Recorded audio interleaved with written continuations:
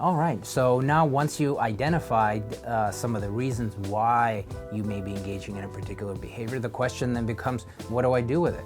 Well, there's also 4 things that you may want to keep in mind.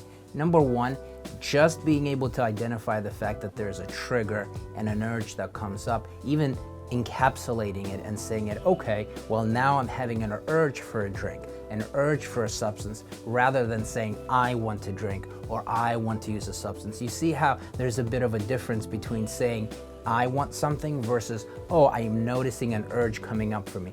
In that, encapsulation by itself is helpful with being able to do something different.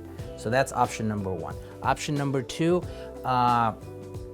is to be able to, in your mind, talk back to the urge. Now, once you've identified that it's not you wanting the drink, not you wanting the substance, but it's just an urge that's coming up, hopefully you can come up with some cognitive strategies about what to say. For instance, this isn't something that I want to engage in. Or be able to come up with a behavioral plan. For instance, call a friend, or sometimes in AA, call a sponsor.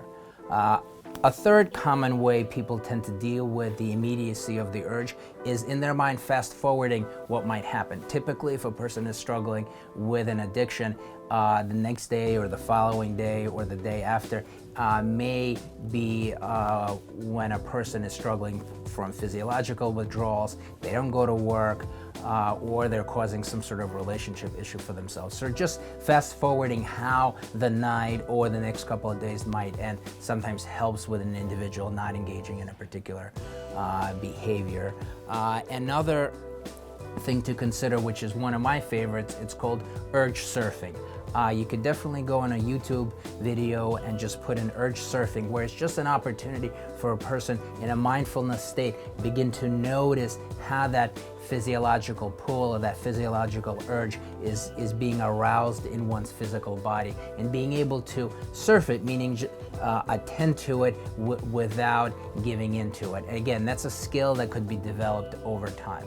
So those are the 4 typical things that I tend to suggest to a person. Being able to identify that it's an urge, talk back to an urge, fast forward what might be happening, and urge surfing. Those are the 4 things that I would encourage anybody to do once they're able to identify that they're struggling from addiction misuse or addiction abuse. Thanks so much. Talk to you soon. Bye-bye.